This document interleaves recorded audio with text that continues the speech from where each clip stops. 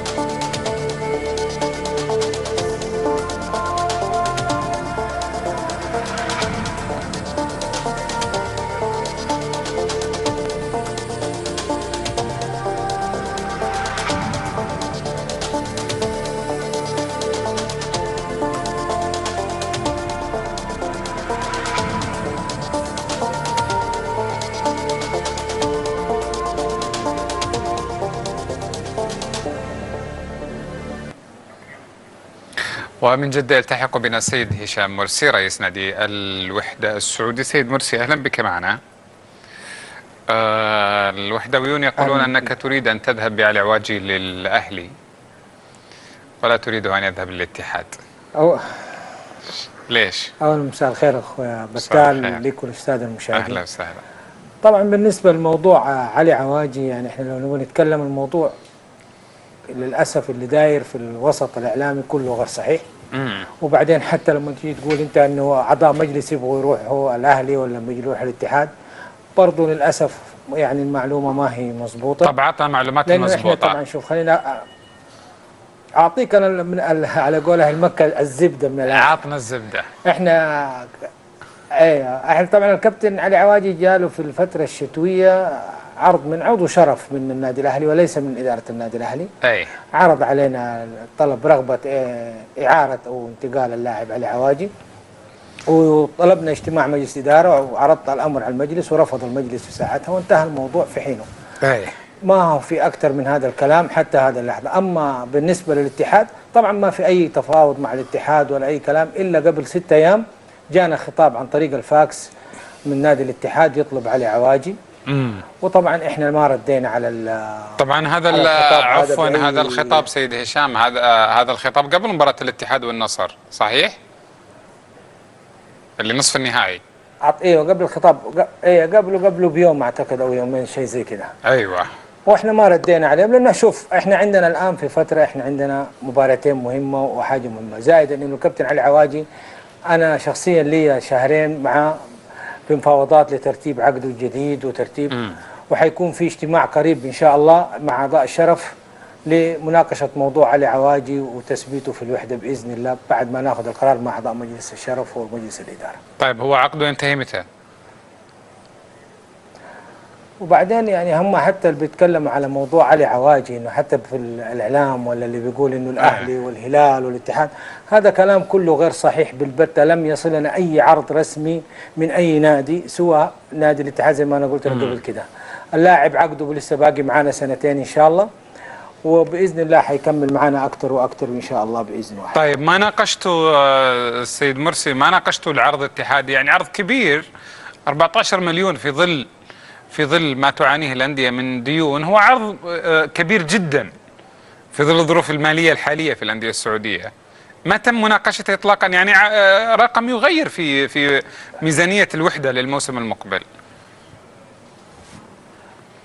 شوف الرقم إذا جينا بإمكانيات وحجم اللاعب علي عواجي طبعا الرقم جدا ضئيل بالنسبة له. هو أنا أشوفه في الوضع الحالي إذا كان في رغبة من المجتمع الوحداوي وأعضاء الشرف ومجلس إدارة ببيع علي عواجي، هذا المبلغ ما يوازي قيمته ولن أوافق على بيعه بهذا المبلغ أبدا لو كان في رغبة أساسا للبيع نفسه. يعني أنت عارف السوق طبعا، يعني السوق واقفة، سوق الانتقالات في السعودية ما في، خلاص ما في فلوس.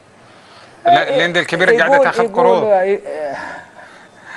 يقول لك اللي ما عندوش ما يلزموش أخوي بتان. طب أنتم كمان ما عندكمش. لا احنا ان شاء الله عندنا يعني احنا جينا لقينا 37 مليون، سددنا 20، باقي 17. امرنا ان شاء الله برضه هي مع وقفة اعضاء الشرف ورجال مكة حنحلها باذن الله. طيب بصراحة عرضت على او تحدثت مع مدرب الفريق، تحدثت مع اعضاء الشرف عن هذا العرض بما انه عرض رسمي، يعني اتحاد جدة طرق الباب مباشرة بشكل رسمي، فهو بما انه شكل رسمي يستحق المناقشة على الاقل. صدقني أنا الخطاب لا انعرض على مجلس الإدارة ولا شيء، حتى أعضاء الشرف ما انعرض عليهم ولا شيء، لأنه زي ما قلت لك عندنا مباريتين مهمة الآن، تركيزنا كله على المباريتين.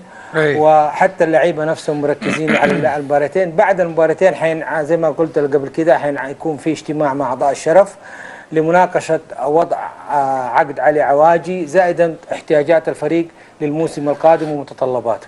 جميل. كيف ترى قلق أنت لوضع الوحدة في الدوري؟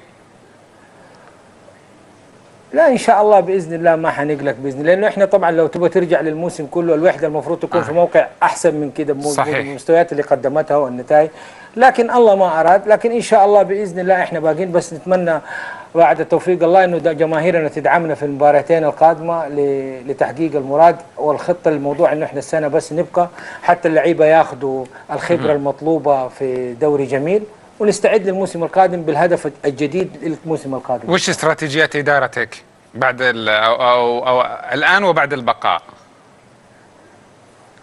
شوف احنا ان شاء الله اتكلم عن الاستراتيجيات الماليه لتوفير ميزانيات ودخل للنادي. بيع اللاعبين من ضمن خططكم؟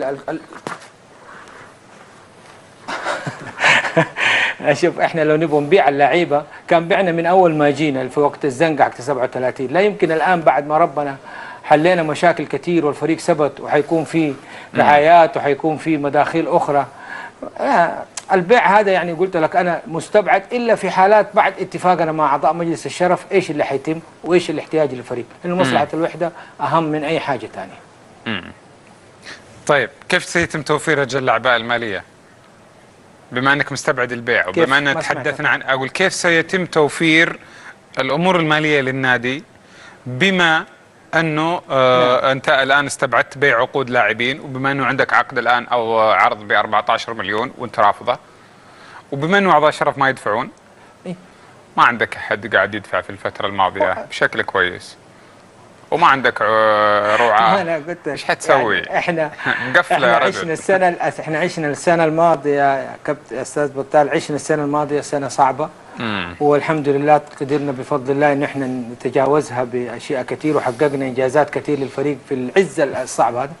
طبعا الرعاة والمستثمرين كانوا بس يبغوا يطمنوا على انه وجود الوحده حيكون في الدوري جميل، فان شاء الله من السنه القادمه حيكون في رعاة اكثر، وفي زائدا انه حترجع الثقه لاعضاء الشرف وتجار مكه ومحبين مكه انه الفرقه ماشيه كويس، وحيكون في الالتفافه الكبيره. انا برضه لا زلت اقول املي في الله كبير، ثم في انه الناس حتتلف بعد ما نشوف النتائج ان شاء الله في نهايه الموسم هذا باذن الله. نعم. في وعود لرعاة؟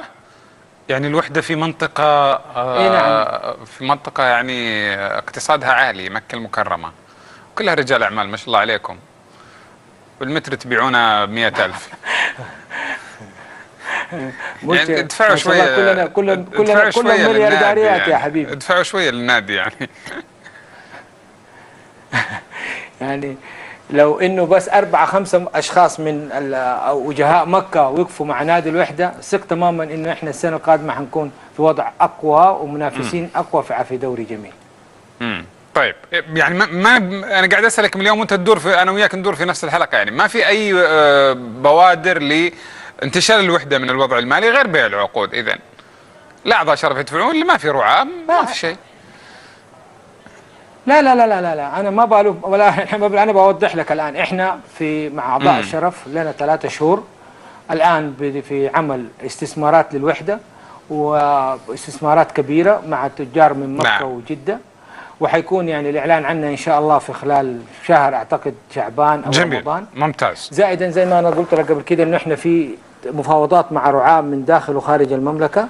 ارجو لكم التوفيق لدعم الفريق الموسم القادم ان شاء الله. ارجو لكم التوفيق ان شاء الله. السيد هشام مرسي رئيس نادي الوحده معلقا على الانباء التي راجت حول بيع عقود بعض لاعبي فريقه الوحده، شكرا جزيلا لك.